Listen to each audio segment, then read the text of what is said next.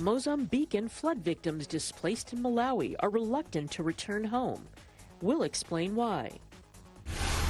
And Ghana debuts the world's largest medical drone delivery service. Africa 54 starts right now.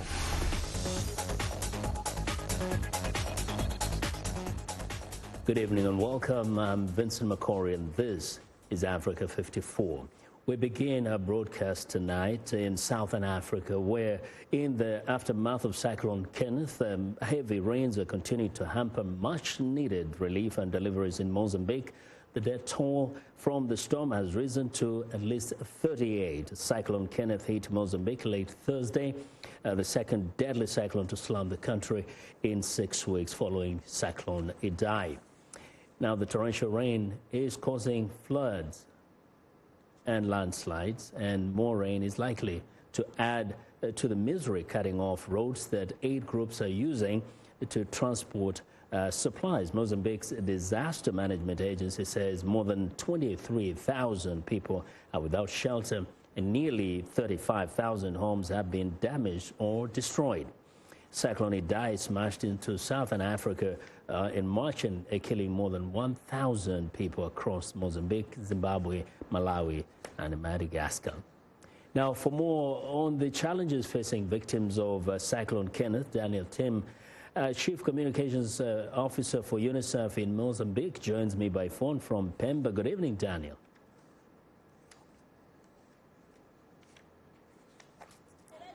Ruth Joseph and her 4 children fled Cyclone Idai flooding that damaged her house and washed away her property in Zambezia province in Mozambique. Having stayed at this evacuation camp for nearly 2 months, Joseph, a single mother from Murombola village, says returning is not what she wants. Although we've received reports that water's now subsided, the problem is that our area experiences flooding almost every year. Therefore, I'm not willing to return home. Several other of the 1,000 Mozambican flood survivors at this camp say they will return home only if government will move them to higher ground. Life here at the camp is problematic. We survive on small food donation from organizations, but still we don't have plans to return home because we don't have anything we can start with back home to rebuild our lives. However, Malawi government authorities say they don't have enough resources to continue keeping people in camps. You know that as government, when we are planning, we look at the proportion that we have in the district.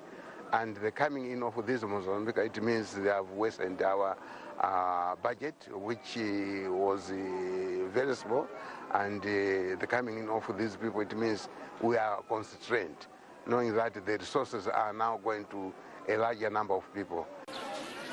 The UN Refugee Agency, or UNHCR, is currently distributing tents, sleeping mats, blankets, and other startup items to Cyclone Idai victims, including Mozambicans.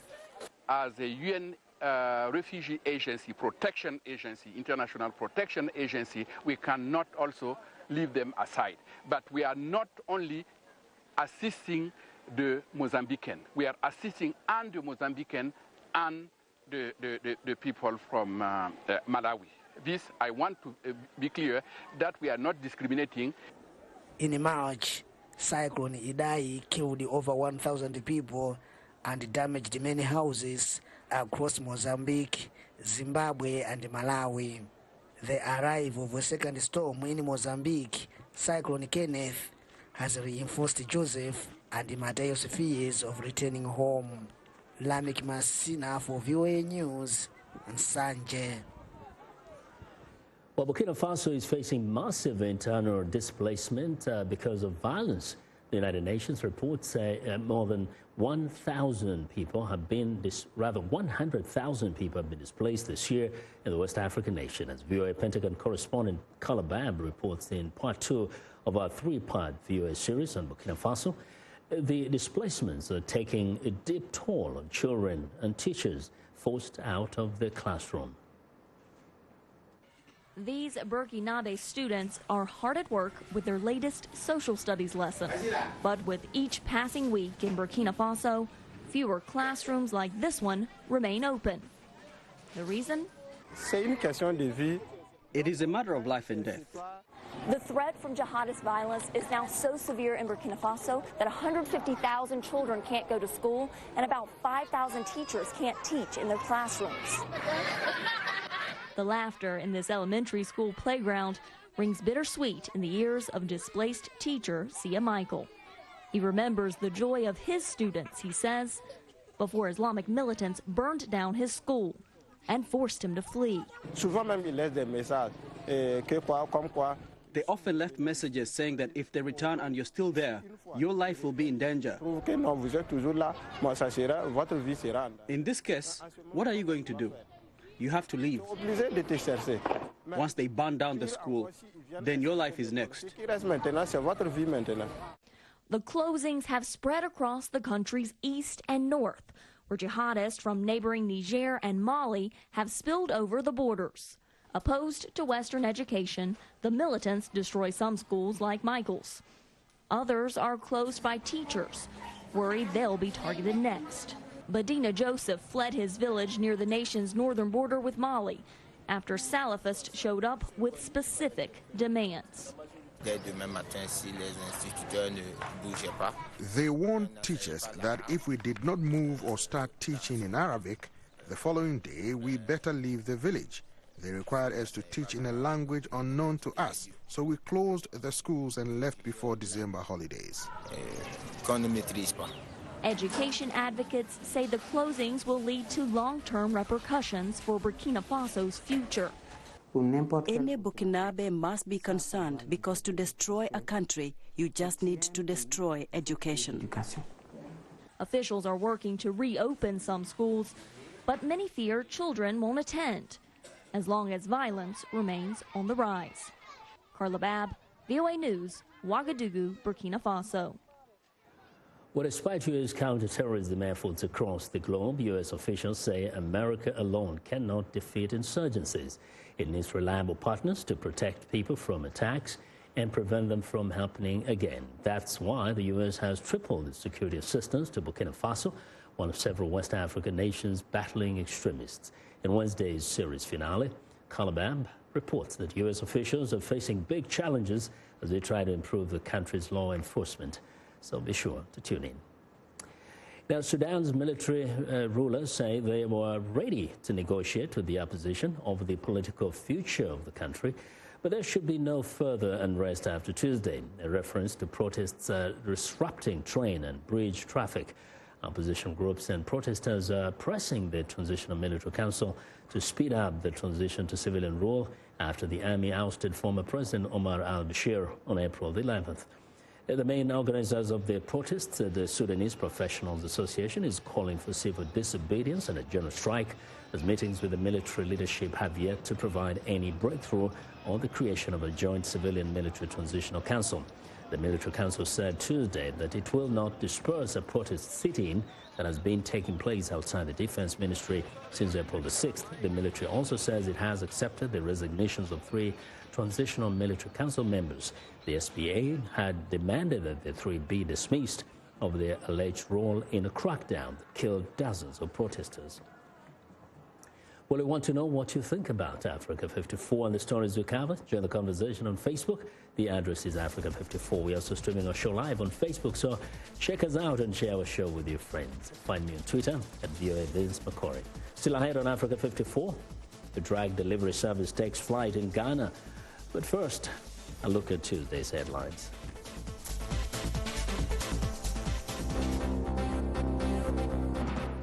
In Mozambique, the UN Office for the Coordination of Humanitarian Affairs has described the situation in northern Mozambique as incredibly difficult, saying ongoing rains are hampering efforts to get aid to communities several days after Cyclone Kenneth hit.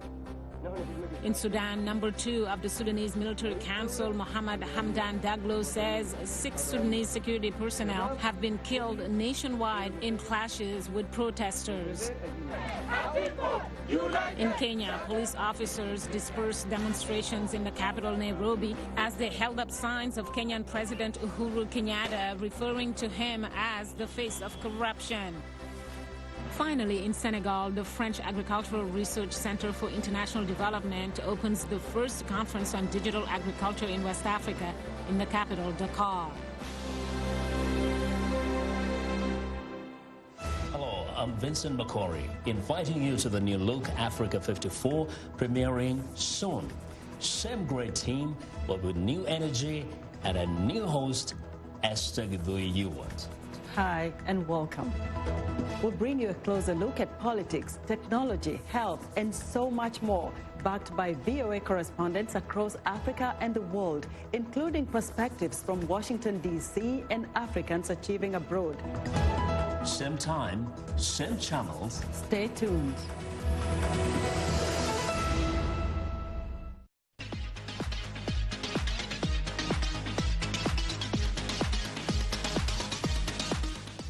Well, it's time now for Health Report, and joining us now is Africa 54 health correspondent Lino Medul with the latest on the measles outbreak in the U.S. Lino. That's right, Vincent. The U.S. has reported a total of 704 cases of measles in 2019, and the largest number of cases since 1994. 78 new cases were reported last week, according to the U.S. Centers for Disease Control and Prevention. Although no deaths have been reported, 66 people have been hospitalized. 13 specific outbreaks have been identified by the CDC, and of those, 6 were associated with under-immunized close-knit communities, which has accounted for 88% of all cases, according to the CDC report. One such example is the outbreak in New York City that has been traced to Orthodox Jews who contracted the disease while traveling overseas. Cases have been reported in 22 states. Measles was considered eradicated from the United States in 2000. Health authorities in the Democratic Republic of Congo say they registered a one-day record of 27 new confirmed Ebola cases on Sunday, lifting last week's number of cases to 126.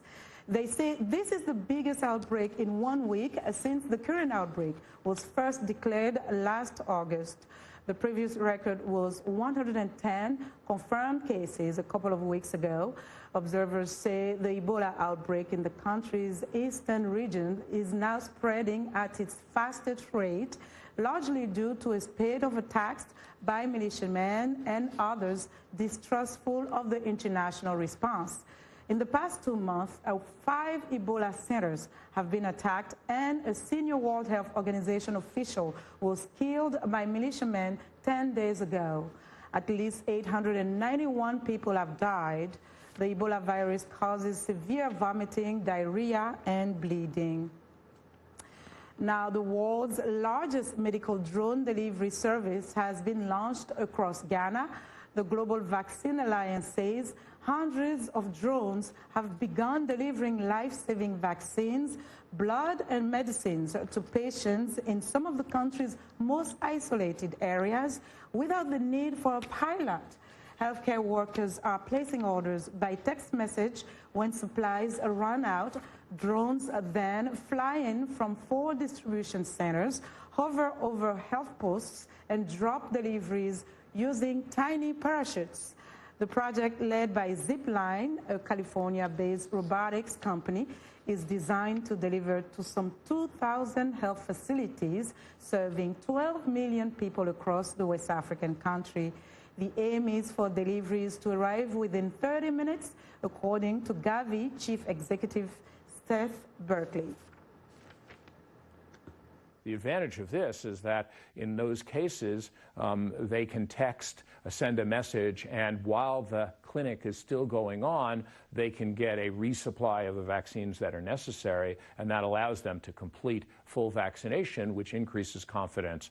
It's very, very effective and quick to we appreciate it. And we know it will help a lot of people, our clients and our patients too. And the project is a collaboration between several partners, including the Bill and Melinda Gates Foundation, the parcel delivery firm UPS, and the pharmaceutical company Pfizer. Now, World Immunization Week is recognized annually during the last week in April. It encourages people to get vaccinated against infectious diseases.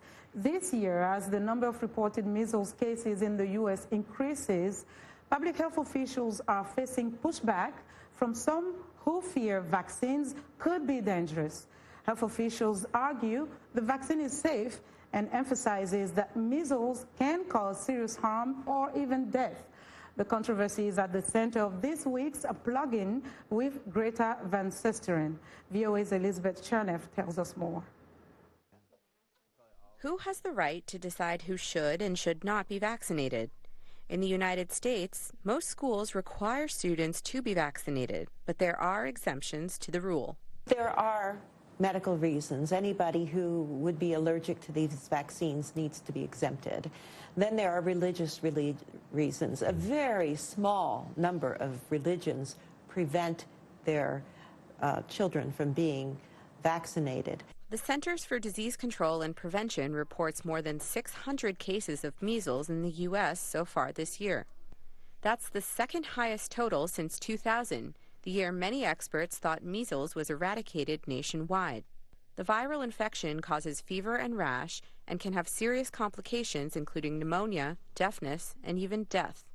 In some communities, immunization has sparked discussions between parents and children, like in the case of Ohio teenager Ethan Lindenberger. In March, the 18-year-old testified before Congress about his decision to get vaccinated against his mother's wishes. He hopes sharing his family's experience will help others in similar situations. She talked openly about these beliefs. I'd argue with her about these, and I'd be confused. I would have questions, and they really weren't answered. And so I turned 18, and soon after that, I called her and said, hey, I'm going to do this, and I really hope you understand. Explained why I was going to do it, and even though there were some arguments and there was some frustration and fear, I knew what I was doing was important, and that's what kind of pushed me to continue it. Concerns about side effects aren't new, but experts say digital media helps spread misinformation. I've had personal experiences with people who homeschool their children telling me as a physician they wouldn't vaccinate their children because they didn't believe in the safety.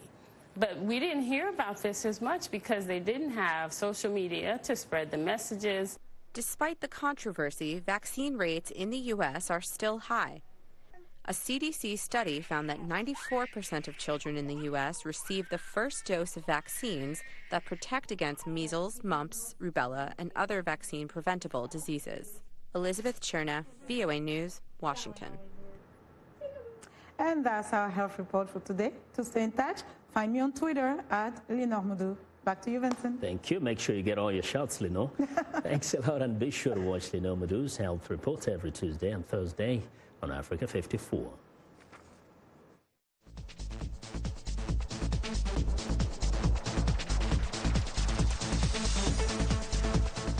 Well, the man charged with murder in connection with Saturday's deadly attack at a synagogue in the U.S. state of California is expected in court Tuesday. 19-year-old John Ernest also faces 3 counts of first-degree attempted murder. U.S. law enforcement says it received multiple tips about a threatening social media post just 5 minutes before the attack that killed 1 person and wounded 3 others. But they say there was not enough time or details to prevent the shooting. The parents of Ernest say they are shocked and saddened that their son is now part of the history of evil that has been perpetrated on Jewish people for centuries. Police say had his gun not misfired, the casualty toll might have been higher. Police also say Ernest tried to live stream the shooting on social media, but his equipment failed. An independent U.S. watchdog group has labeled 16 nations as countries of particular concern for engaging in systematic, ongoing, egregious violations of religious freedom. The U.S. Commission on International Religious Freedom cited China as one of the worst violators, detaining between 800,000 and 2 million adult Uyghur Muslims in concentration camps and relegating some of their children to orphanages simply because of their religious identity. VOA diplomatic correspondent Cindy Sain has our report. When it comes to violating religious rights, Commissioner Gary Bauer tells VOA China is in a league of its own, most notably with its internment and torture of Uyghur Muslims. But it's also against Tibetan Buddhists, against Falun Gong, against the house churches, and now even the licensed churches. And there's one theme in all of this, that anytime the Chinese government sees that one of their citizens might feel a loyalty to something other than the Chinese Communist government, they're threatened by that, and they do everything they can to try to stamp it out. Bauer says the U.S. knows which Chinese officials are responsible for severe religious freedom violations, and it needs to name them and press Chinese leaders to immediately set Uyghurs and other Muslims free. The commission says conditions for religious freedom also deteriorated in Nigeria in 2018, with the Nigerian government at national and state levels tolerating violence and discrimination. I think Nigeria is on the list for a number of different reasons, including the ways in which it has tolerated, the kind of violence by non-state actors. Several of the commissioners pointed out that increasingly houses of worship around the world are finding themselves the targets of deadly terrorist attacks.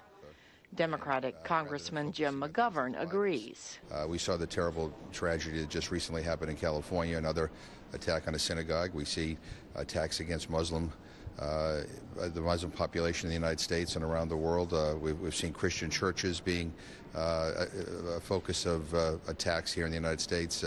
So when we talk about religious freedom, it's not just halfway around the world, it's halfway down the block.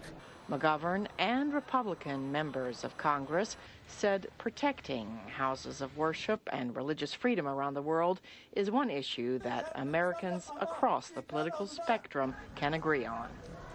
Cindy Sain, VOA News, the State Department. The 22-month Mueller probe that investigated possible collusion between Moscow and the Trump campaign in 2016 election has ended. But the battle continues as the Trump administration tries to block House Democrats' inquiries by ignoring subpoenas and other information requests from lawmakers. White House correspondent Patsy Widakuswara has the story.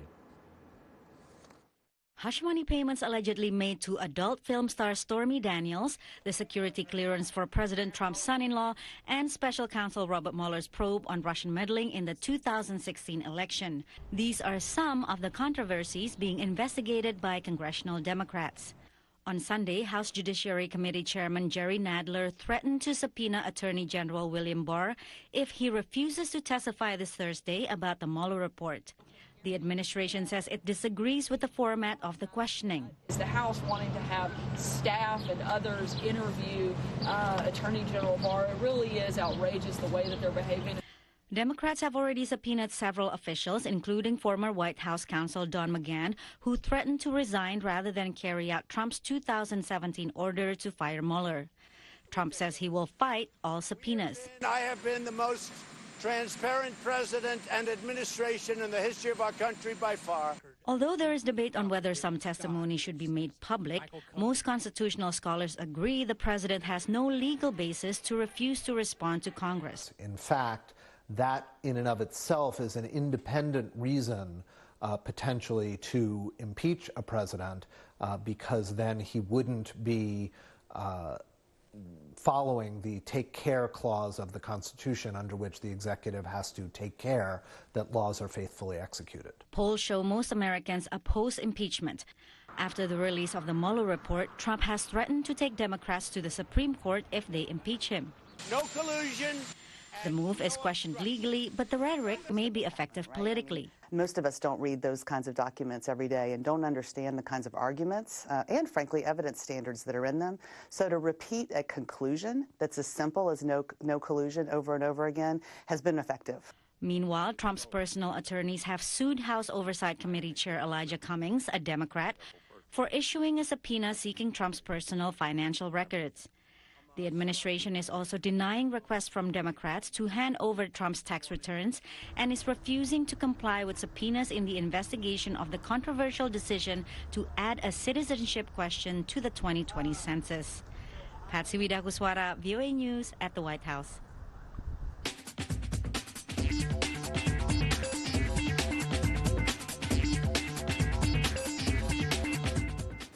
Well, and now here's what's trending. Senegal is making moves that it hopes will transform it into a regional tech hub, and some of its startups are beginning to take off.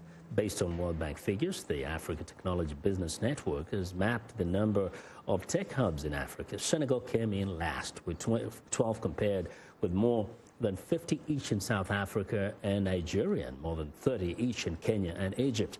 But in West Africa's Francophone region, Senegal is on top. The World Bank Enterprise Survey says more than 40% of entrepreneurs cite access to finance as the major factor limiting their growth.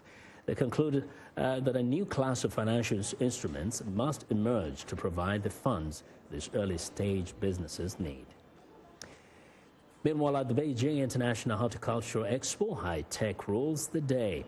Visitors can put on virtual reality glasses to engage their senses with the bird's-eye view of the whole expo area. Drones installed with cameras can send back real-time video of the expo area with 5G technology. And one indoor exhibition hall, an artificial intelligence robot featuring 5G technology can identify and mimic the motions of visitors happening at the same time. In addition, with the help of the mobile app designed for visitors, they can easily inquire such information as scenic spots, tickets, restaurants, and parking lots. Well, and finally, British music tech startup